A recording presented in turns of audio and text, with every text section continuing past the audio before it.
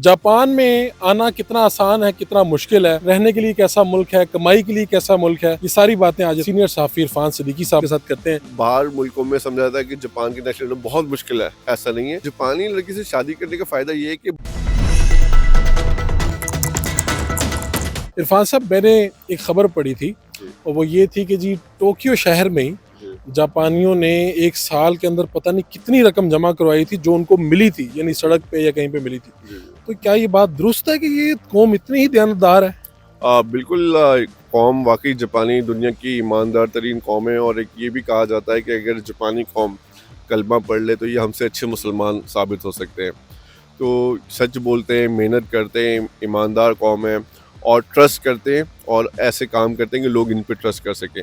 गुज़िश्ता साल जो BBC का जो रिपोर्ट है उसके मुताबिक जापान में तकरीबन 3 करोड़ से ज़्यादा डॉलर 3 करोड़ डॉलर से ज़्यादा जो रकम थी जो लोग कहीं रास्ते में भूल जाते हैं। पाकिस्तान की तो ये अरबों में बनी, ये अरबों में बनती है। हाँ। तकरीबन 5 से 6 अरब रुपए से ज़्यादा की कॉस्टिंग बनती है और ये लोग भूल जाते हैं। तो ये जापानी जिसको भी वो पैसे मिलते हैं वो ले जाके पुलिस के पास जमा करा देता है और पुलिस उसी वक्त एक फॉर्म फिल करती है और उसमें जमा कराने वाले का टेलीफोन नंबर, एड्रेस वगैरह ले लेती है और उसमें बताया जाता है कि 3 महीने तक इसका असल मालिक हमारे पास रकम क्लेम करने नहीं आया, तो उसमें से एक परसेंटेज या 40% या 50% वो आपको बतौर इनाम मिल जाएगी। यानी जो पैसे जमा करवा रहे हैं या चीजें जमा करवा रहे हैं, जिसको रकम मिली और वो लेके पुलिस के पास गया, पुलिस आपका टेलीफोन नंबर और आपका एड्रेस ले लेगी और आपको बता देगी कि अगर आपको इसका असल हकदार लेने नहीं आया तो एक 40% या 50% आपको बतौर इनाम मिल जाएगी, बाकी सरकारी खजाने में जमा हो जाएगी। जापान में आना यानी यहाँ पे आना कितना मुश्किल कितना आसान है, एक तो विजिट के हिसाब से, और दूसरा एक अगर आप जापान की नेशनलिटी लें तो आपको क्या फ़ायदे हैं? अच्छा, जापान आना तो मुश्किल काम है। जापान का वीज़ा बड़ा मुश्किल है। जितना अमेरिका का मुश्किल है उतना ही मुश्किल जापान का वीज़ा समझा जाता है। लेकिन अगर आप जेन्युइन पर्सन हैं कि आपके पास पाकिस्तान में एक अच्छी जॉब है, अच्छा कारोबार है और आप इतना अफोर्ड कर सकते हैं कि जापान टूरिस्ट वीज़े पर आते हैं और फिर वापस चले जाएं, उनको अगर आप ये यकीन दिला दें जापानी एम्बेसी को तो आपको वीज़ा मिल जाता है, नंबर 1। नंबर 2, अगर जापान में आपका कोई दोस्त है, रिलेटिव है जो आपको स्पॉन्सरशिप और आपको गारंटी भेज दे कि भाई ये आएंगे मेरे पास और वक्त के ऊपर ये वापस चले जाएंगे, तो भी वीज़ा दे देते हैं। तो जापान की नेशनलिटी लेना कितनी देर में मिल जाती है, कितनी आसान है? अच्छा, जापान की नेशनलिटी लेना काफ़ी आसान है, लेकिन बाहर मुल्कों में समझा जाता है कि जापान की नेशनलिटी बहुत मुश्किल है, ऐसा नहीं है। 5 साल अगर आपने जापान में गुजार लिए अच्छा। लीगल तरीके से, आप जॉब करते हैं, आप टैक्स देते हैं और आपकी जापानी ज़बान अच्छी है, तो आप एलिजिबल हैं आप जापानी पासपोर्ट लेने के। और इससे भी आसान तरीका जल्दी लेने का क्या हो सकता था? सबसे आसान यही है। उसके बाद लोग शादी का समझते हैं कि शादी कर लो जापानी लड़की से तो बहुत आसानी से मिल जाएगा, ऐसा नहीं है। जापानी लड़की से शादी के बाद भी आपको जो कम से कम भी 5 साल से 8 साल लगते हैं अपनी नेशनलिटी चेंज करने में। शादी करने का फायदा नहीं है जापानी लड़की से जल्दी?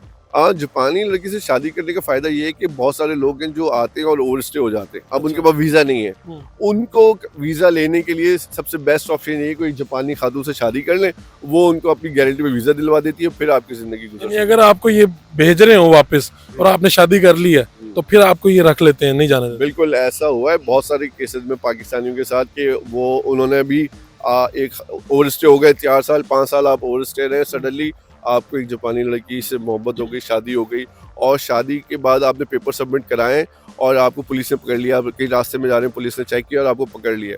लेकिन आप जब उनको बताते कि मैं ऑलरेडी इमिग्रेशन में डॉक्यूमेंट सबमिट करा चुका हूँ जापानी बीवी के, तो फिर वो आपको छोड़ देते हैं और आपको वीज़ा भी लगा देते हैं। तो ये कैसी कौम है? यानी ईमानदारी तो है इसमें, पैसे कितने अच्छे यहाँ पर कमाए जा सकते हैं, यहाँ का रहन सहन कितना अच्छा है? अच्छा, पैसों का ये है कि जो जॉब वगैरह होती है उसमें ऑलमोस्ट इक्विवेलेंट टू USA।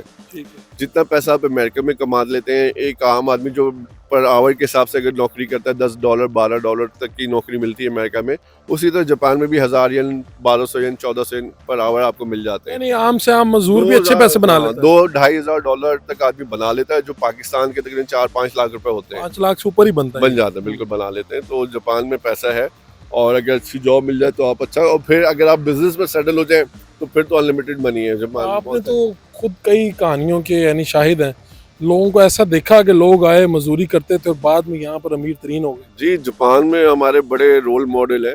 उसमें एक आपके दोस्त राना आबिद हुसैन का भी नाम है, जो मजदूरी करते हैं, अखबार बेचते थे, गाड़ियाँ साफ करते थे। सडनली उनको अल्लाह ताला ने शोहरत दी और वो बिकम बिलियनियर। और ऐसी बहुत सी मिसालें हैं। ऐसी दर्जनों मिसालें हैं। और मलिक सलीम साहब से आपकी मुलाकात हुई, अपनी गाड़ियाँ मैन्युफैक्चर कर रहे हैं और वो यूरोप वगैरह में बेच रहे हैं, तो बहुत अच्छा काम भी कर रहे और हैं। अभी ये भी पता चला कि आने वाले दिनों में पाकिस्तान से इनको बड़ी तादाद में तकरीबन 3 लाख या इससे जायद जी, जी। लोग चाहिए, तो अगर वो लोग किस तरह से यहाँ पर आ सकते हैं? जापान में पॉपुलेशन की शॉर्टेज बड़ा एक अहम मसला है। उन्होंने भी तकरीबन 4 या 5 लाख मुलाजमतों के लिए इन्होंने अपना वीज़ा खोले और उन जो 6-7 मुल्क को जो सिलेक्ट किया है कि इन मुल्कों से बुलाना है, उसमें पाकिस्तान भी खुशकिस्मती से शामिल है।